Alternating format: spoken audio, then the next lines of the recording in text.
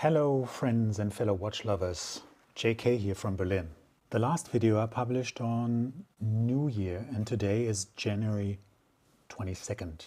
So, Sinyan Kuala. Happy Lunar New Year everyone.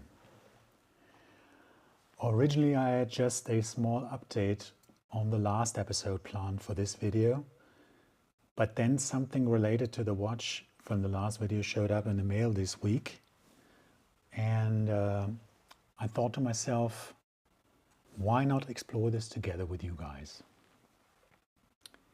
If you saw me disassembling the 1960s Wilson in the video 3 weeks ago, you might remember that towards the end of the disassembly I ended up with an almost empty main plate. But there was still the center second wheel attached to the main plate, and I couldn't figure out how to remove it. So at the time I assigned myself some homework to find out how this wheel is attached to its pivot and how to remove it. But more on that a little bit later. What I also found was the reason why this watch wasn't running. And if you remember, the hole in the main plate, let me show you.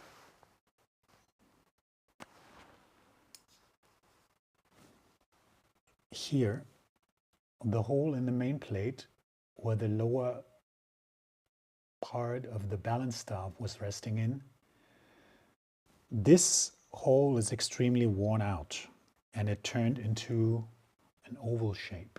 Let me show you this. You can see that here.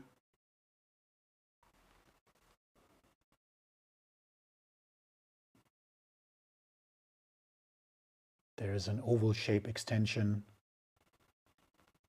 to that hole. This kind of damage is actually pretty common in this type of movement because of the extra long mainspring that puts a lot of force on the gear train, and then without proper settings for especially the balance staff, this is prone to happen.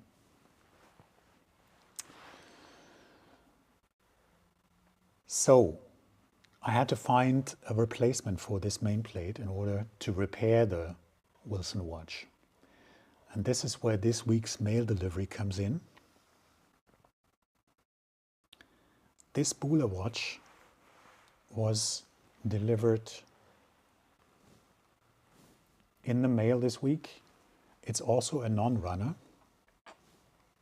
but it has some kind of other problems, and so I hope that I can use the main plate of this watch to repair the Wilson watch. Okay, let's find out. So as with all the disassemblies, we of course first decase the movement.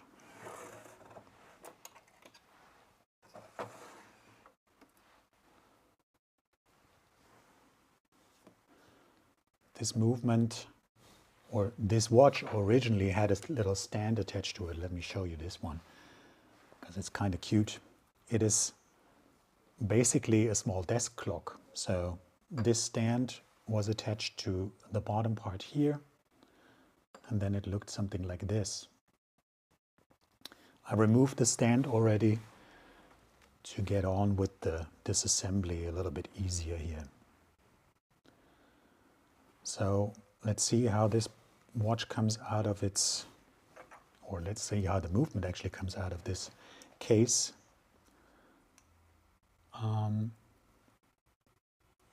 There's probably some kind of indentation down here. Yep, there it is. Just a sec, I'll show you that. So, with a case knife, can go in here and pry up a little bit, and then we can remove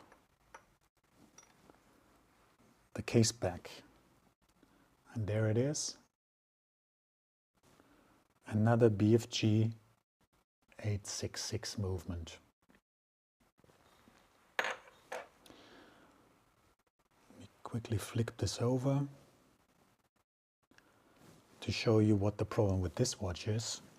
If you put a wind in this watch, then you can see instead of winding the watch here, the hands are moving. So basically setting the watch even in the winding position. And this is likely something with the escapement of this watch. Also, what I noticed when I tried to wind this watch is that the crown and the stem are loose, and you can actually pull them out just like this. So let's put this aside. To remove the watch from the case, we also have to remove the top part here, the crystal with this bezel. So let's see, there is another indentation somewhere. Where is it? Oh, down there. So we use the case knife again. Oops. Not there. Let's quickly check again. Oh, there it is. So, and it comes off. So let's lift that away.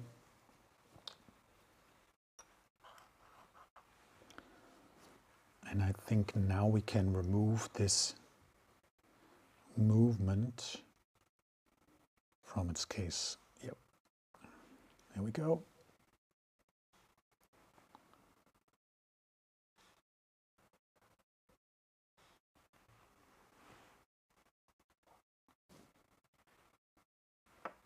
This heavy ring here.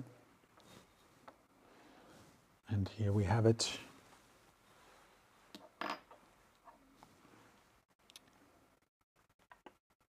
The Bula watch, actually with a nice dial, the sunburst effect, and what we can see immediately, there's a lot of oil in the top area here,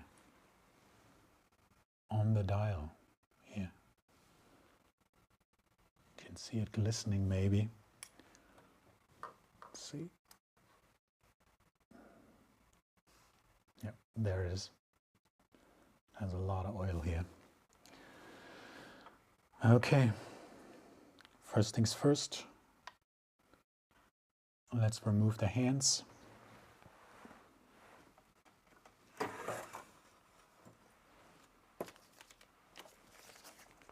cover this up.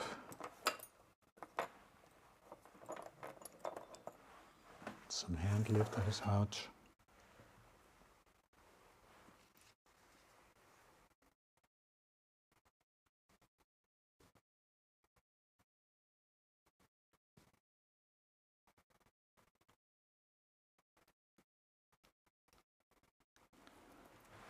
And that's done.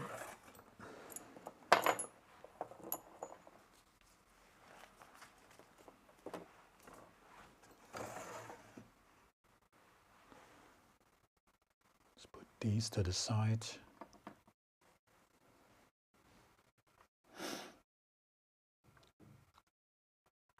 And the dial is fixed with 2 dial screws, one here and the one over here. So let's remove these.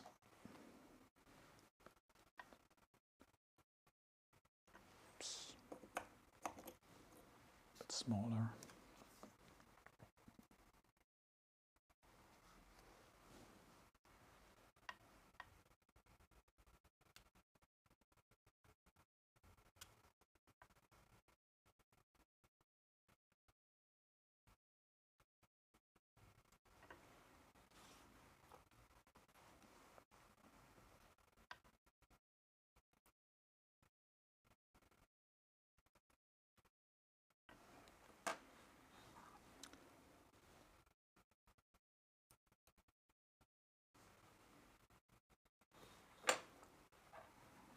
number 1.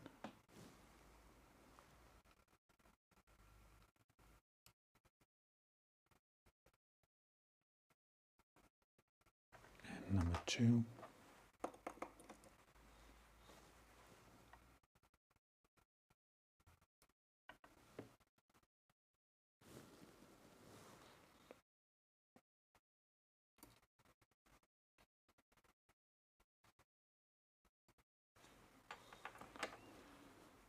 And now we should be able to lift up the dial. Let's see. Yes. Here we go.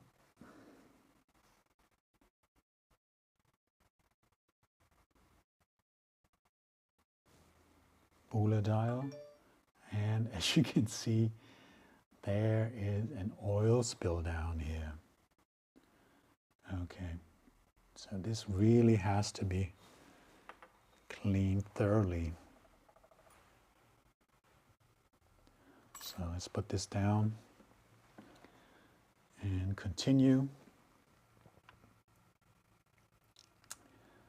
The whole top part is covered in oil. This is like an oil can, really. Like a fish can, actually. All right. So let's lift away the washer here.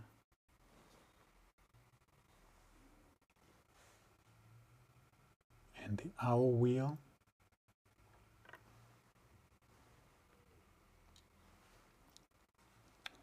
And the cannon pinion came off with it. Sits here normally, like this.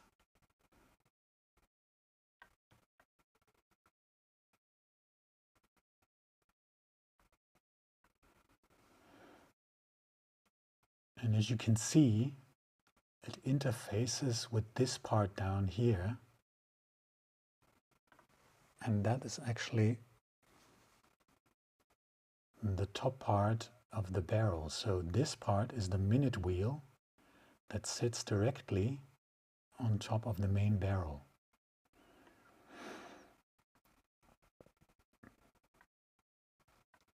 All right.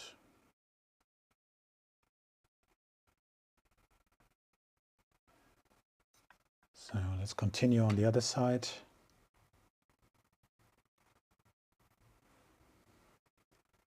And see what we can find here. Put this in a movement holder.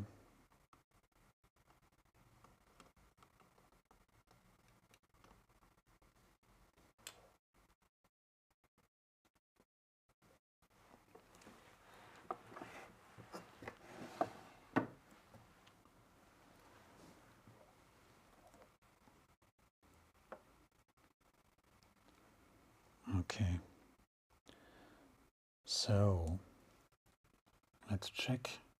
You can see that there's a problem with the balance in this one too. Let me see. I can show you this.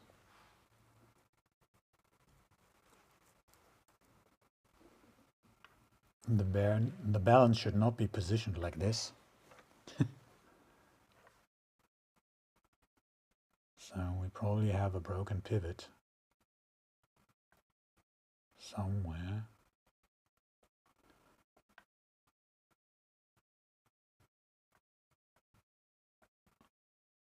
And I can already see why this weird winding behavior happened.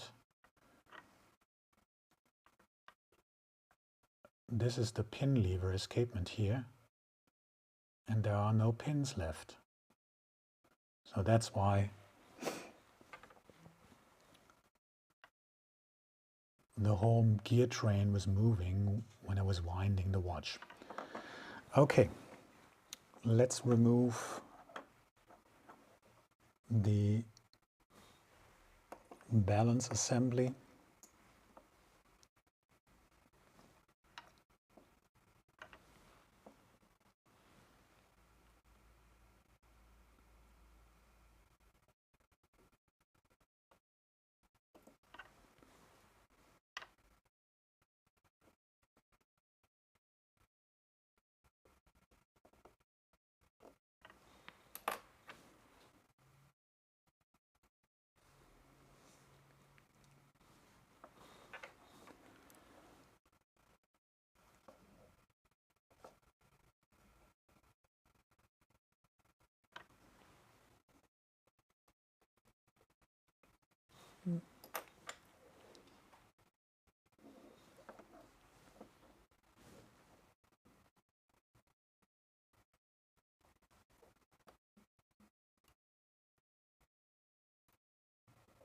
we go. Let's have a closer look.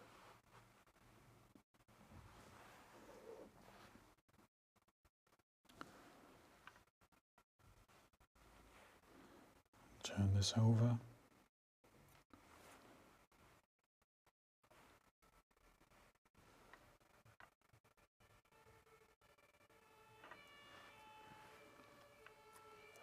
Let me zoom in.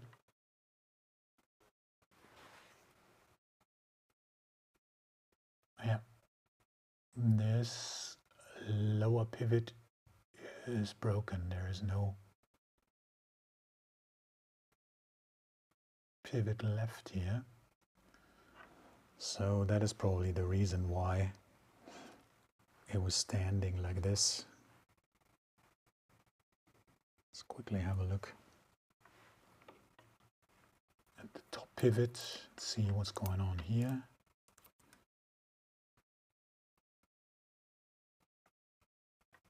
A lot of fiber.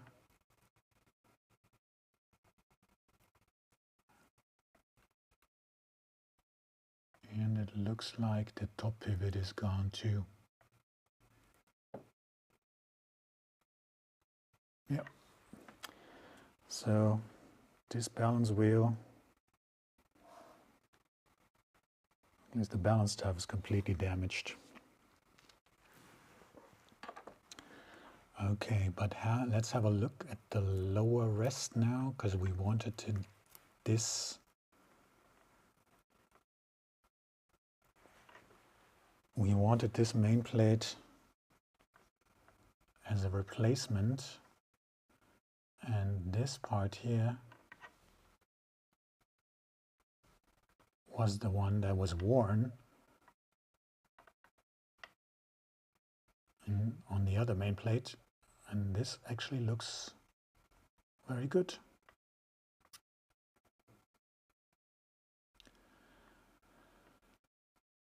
So yeah, I guess we can use this one. Okay, that's good news. Let's continue with the disassembly. And let's remove the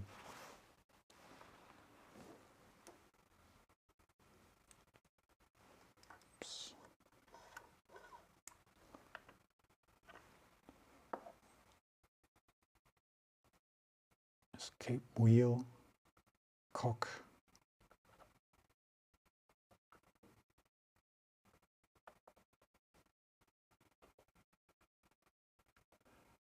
and we can have a look at the broken pins.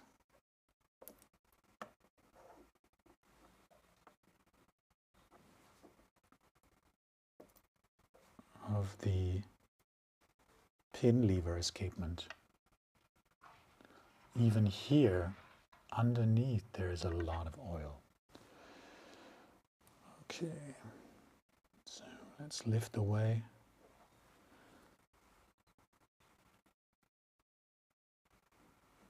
The pin lever. And let me show you that a little bit closer.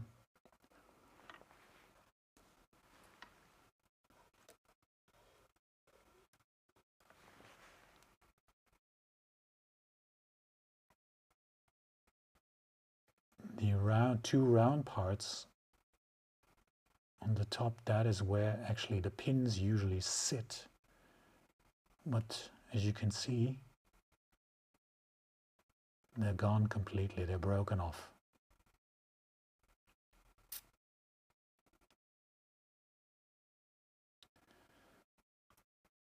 So this one, this pin pallet is also completely destroyed.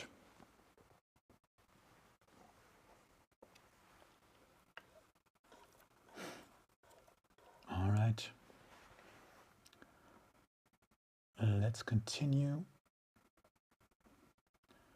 and remove the click.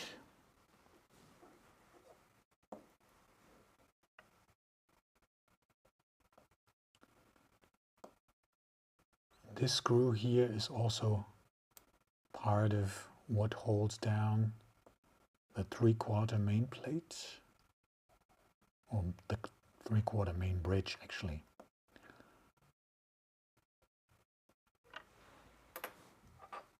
And after we remove this and the click, oops, let's put this aside.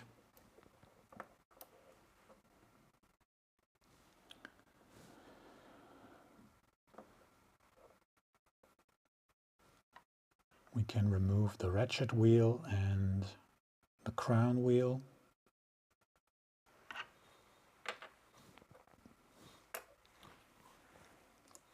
Let's do this.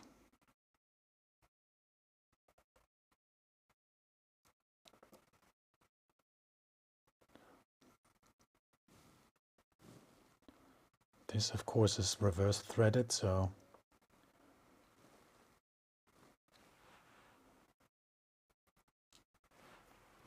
I have to turn it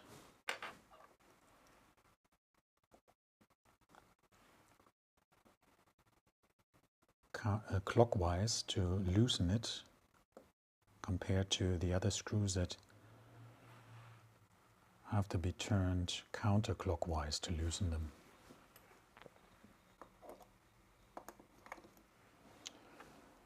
So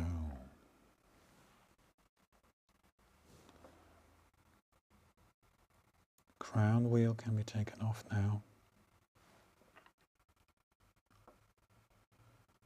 Oh, there's more oil.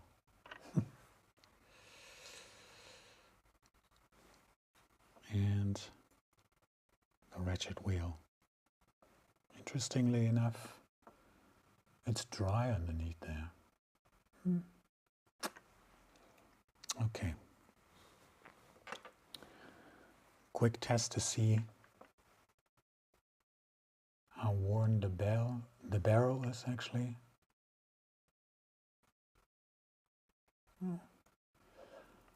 Not too bad.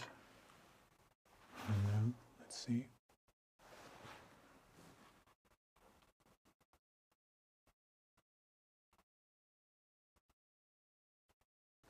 It's not too much movement.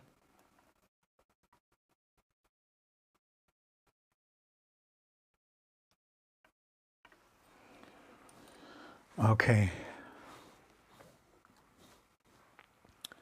The last screw that holds down this 3/4 main bridge is this one.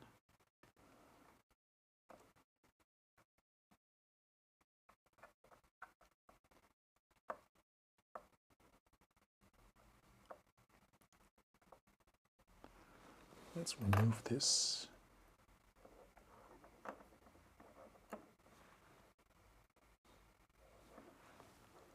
Put it aside, and now we can lift away the main bridge. Actually, we might have to, no, not yet. We have to remove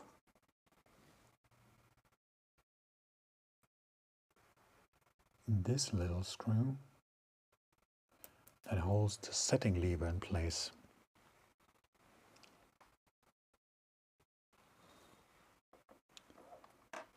So let's see.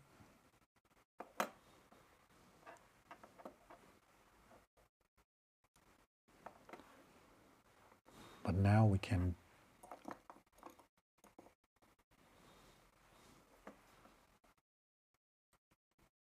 remove the main bridge.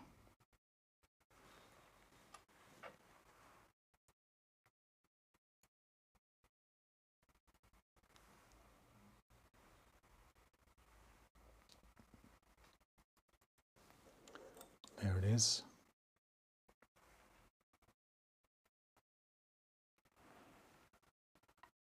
More oil. I don't know if you can see that.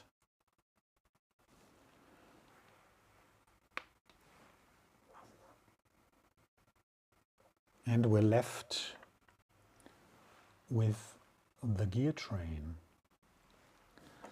And this is maybe the right moment to tell you a little bit more about this special setup here. Let's do a quick detour into history and talk about this guy here, named Georg Friedrich Roskopf. He was a Swiss-German watchmaker in the 19th century. And he had this idea of making watches, pocket watches at the time, of course, more affordable and accessible to, well, a wider range of customers. So in the mid-1850s, starting in mid-1850s, he started developing his own pocket watch, if you will. The later known, or it was later known as the Roskopf watch. And to achieve that, to make a watch cheaper, of course, you can use cheaper materials, which he did. The casing was cheaper. You can make the watch simpler, which he did. He chose the pin lever escapement for his watch, which made it easier to manufacture, of course, because you only have 2 pins instead of the pallets with the pallet stones. And he simplified the gear train of the watch. A normal gear train of a watch consists of 4 wheels, the main barrel, a center wheel, a third and a fourth wheel, the escape wheel, and the escapement with the pallets, and then the balance. As you can see in this watch, we have a main barrel, we have an escape wheel here,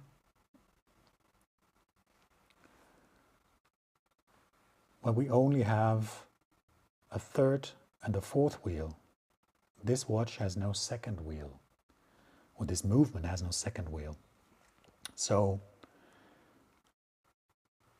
by simplifying that and losing one gear stage, it is easier to manufacture this watch.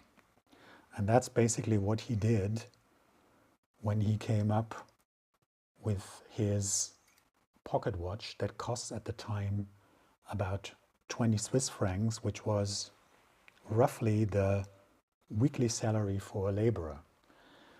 This pocket watch was called, or he called it, La Prolétaire, and this came out in 1867 and more or less was produced in the same design for almost 75 years. And you might ask yourself, how is this pocket watch related to what we have on the table here? Well, we have a pin lever escapement, we have a simplified gear train, and we have this part here, the large barrel. And this is the so-called Roskopf barrel. What's special about this one is, when we flip it over, you can see it has another wheel attached to the bottom of it. And I told you earlier, when I was peeking through the other side of the movement, this is actually the minute wheel of the watch. So the barrel directly drives the movement of the hands. And how this is achieved is by having this minute wheel mounted to the top, to the lid of the barrel, and it is mounted in a way that this wheel on top here, the minute wheel, can move independently from the movement of the barrel.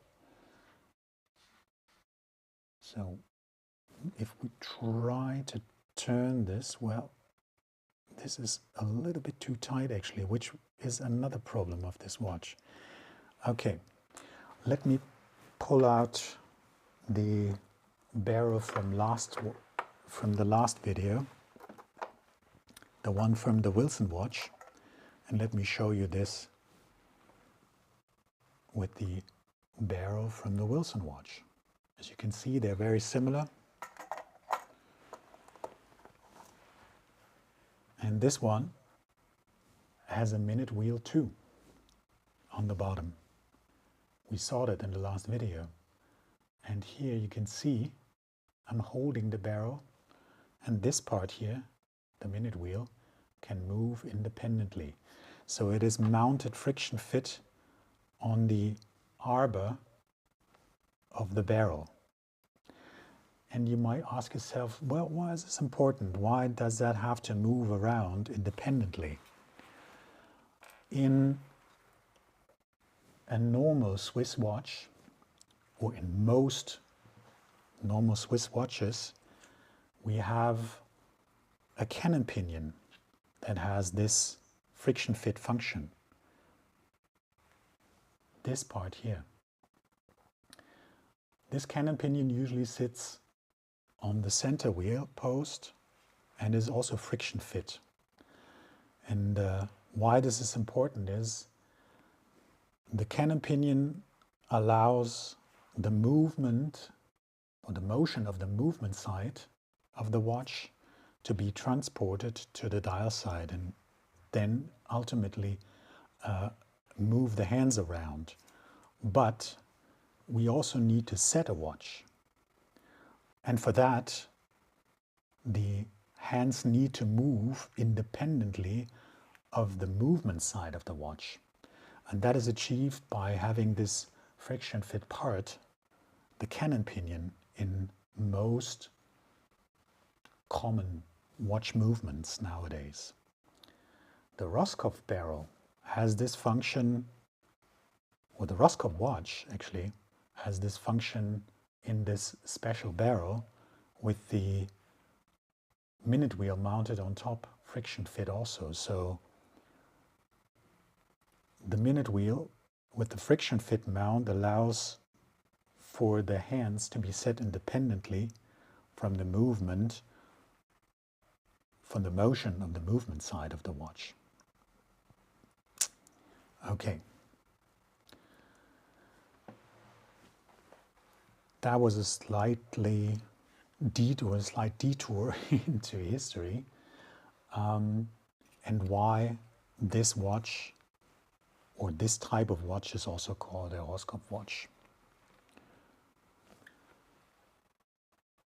All right, let's continue. We have only 2 more wheels left of the gear train, the 4th wheel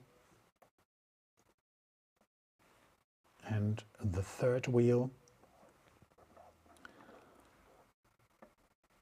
And then we're almost done on this side.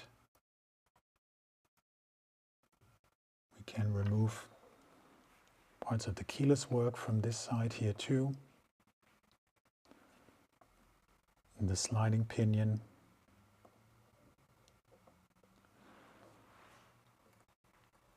Put this aside. And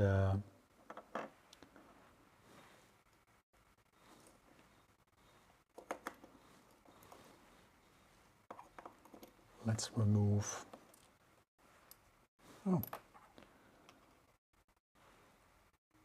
there's the winding pinion.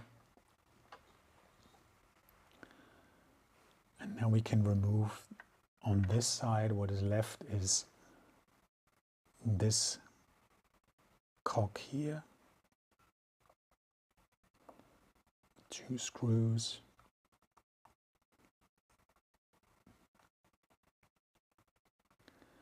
and when this comes off, then the last wheel that can be seen on this side can be removed. Oops.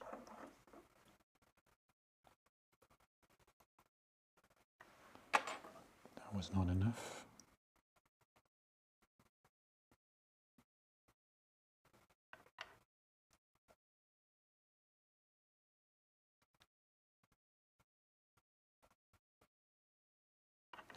There we go.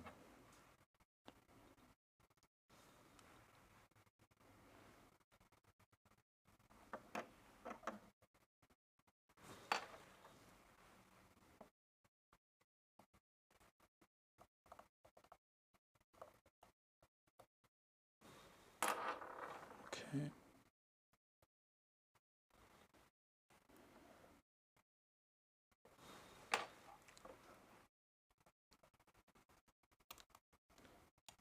There we go.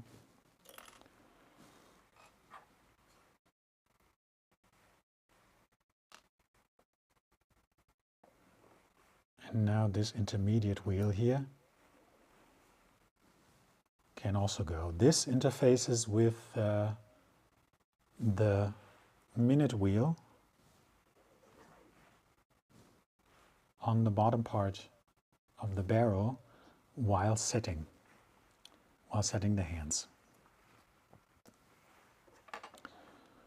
All right, so that is the movement side done. Now the only thing left on the dial side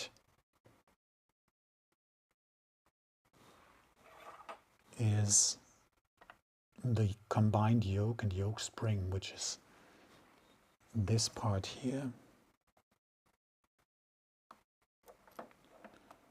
Oops, not quite.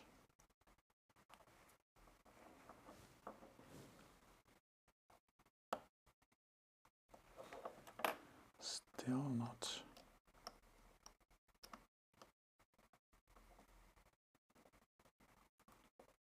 There we go.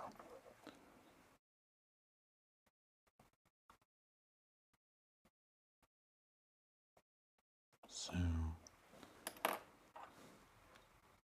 let's screw this out.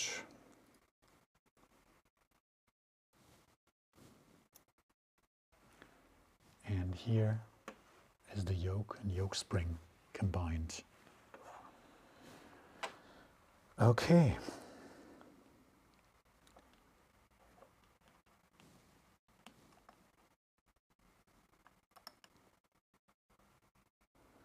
So that is the disassembly of this movement done.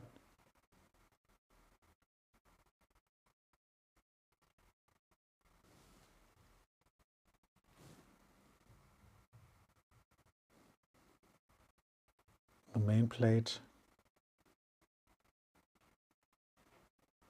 can be used for the other watch, for the Wilson watch, as the lower setting is not worn out. Let's do one more thing here and open up this barrel. We do this by putting a small screwdriver in the barrel cover here.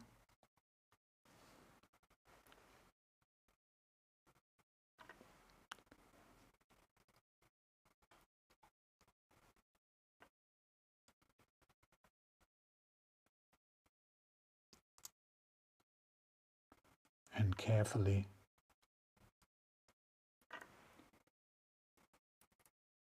lifting up the barrel cover, making sure that the mainspring doesn't jump out.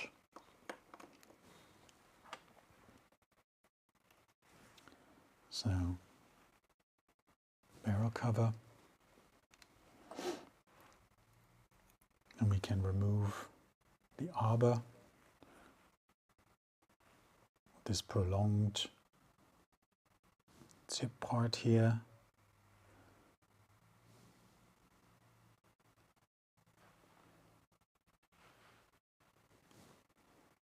That is interfacing with the minute wheel. And then what we should do before removing the mainspring, we should make note how the mainspring is wound into the barrel. This one here is wound in clockwise, and you need a right hand winder to put the mainspring back into the barrel drum actually. If you're using Bergeon winders, then it's the one with the red marking. So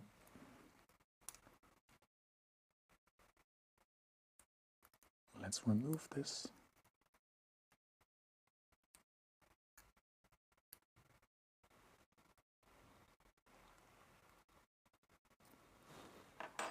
Carefully.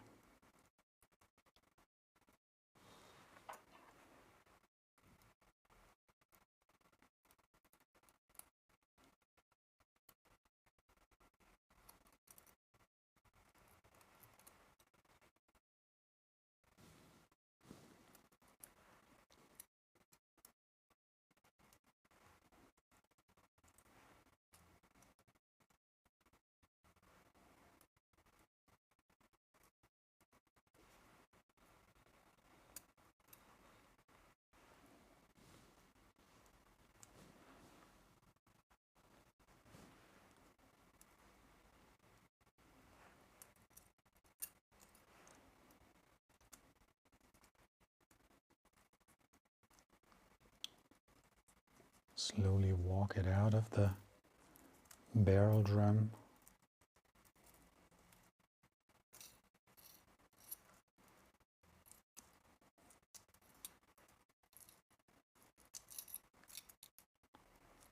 And here we have it.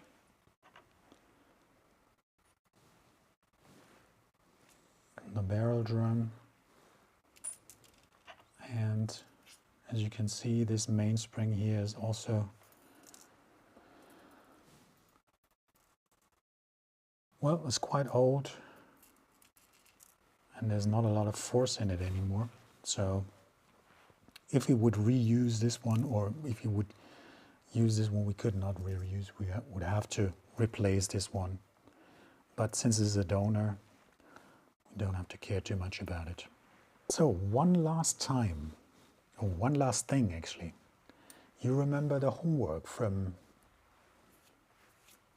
the last video. I assigned myself some homework to find out how to remove this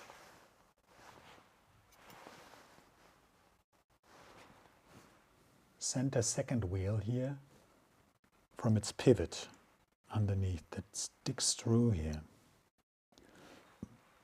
And after some research, I actually found that this is indeed friction fit mounted onto the pivot. So to remove it, we can use a Presto tool, a special Presto tool, the Presto tool number 3. That's the one that can be used on wheels with uneven number of spokes. So let me see if I can get that into focus. It looks like this. It has one tooth on one side and then 2 teeth on the other side. And with that, we can go under the wheel.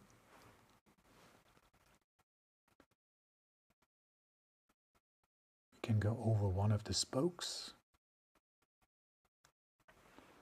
like so.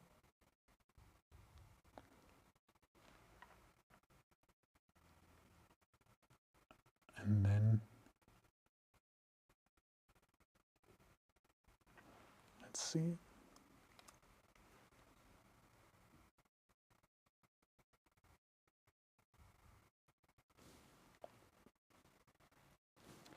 See if I can show you this properly.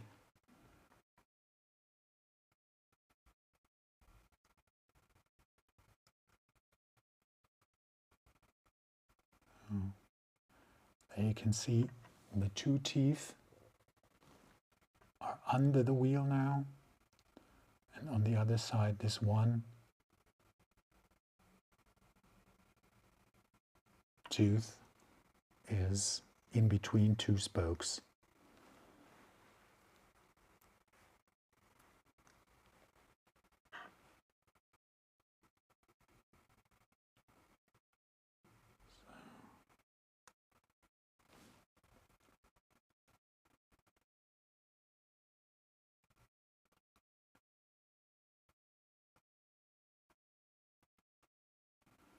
Unfortunately, there's not really enough room for these. Let me show you this. For these extenders here, they need to push down on the main plate to pull the wheel up. And there is not really enough room there to do that.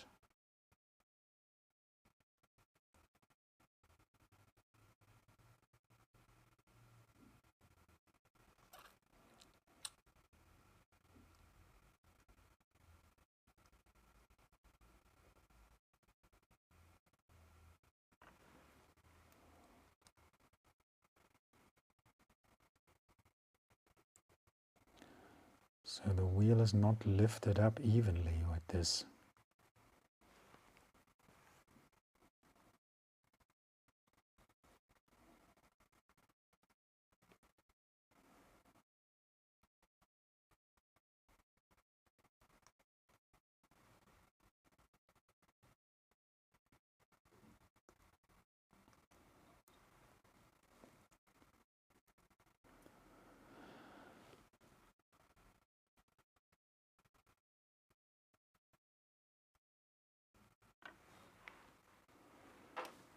Okay, I guess we don't use the Presto tool.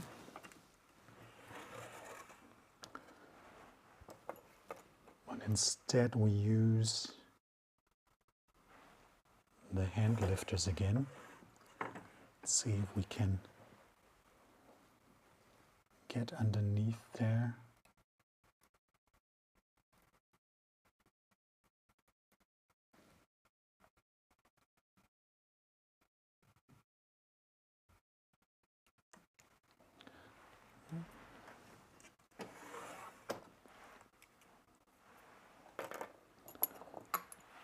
These.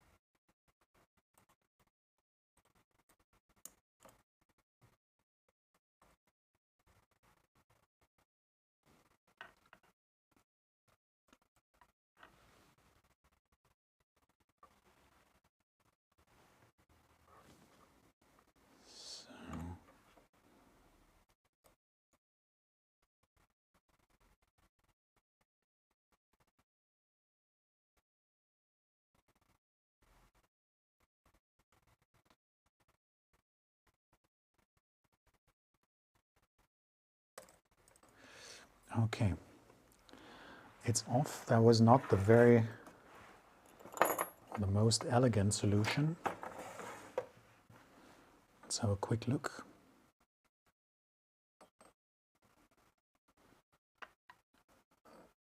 So the wheel is still intact, it's not bent or anything.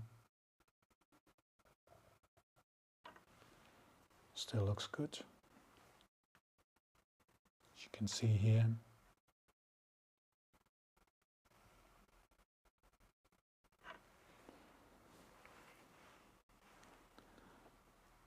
And on the other side, we can now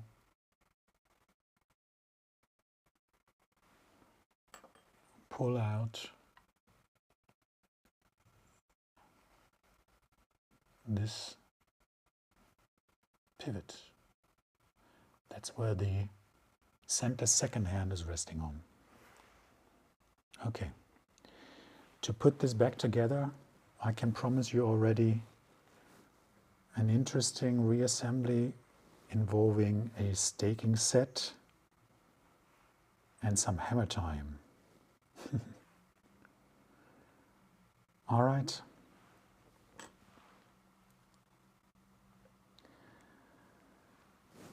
With that, the disassembly is complete. I will clean all the parts now, the ones from the Wilson watch in here, and the parts that we will reuse from the Bula watch, and also these two parts here, the center second wheel and the pivot, and then prepare everything for the reassembly in the next video. If you enjoy what I'm doing here and you want to see more, then please like and subscribe to my channel. And otherwise, I'll see you in the next one. Bye bye.